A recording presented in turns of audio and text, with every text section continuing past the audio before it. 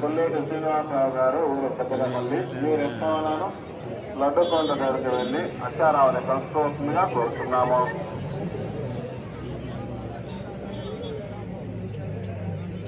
వెంకటేశ్వర గారు లక్ష్మీనారాయణ గారు ఊరు ఉరికొండ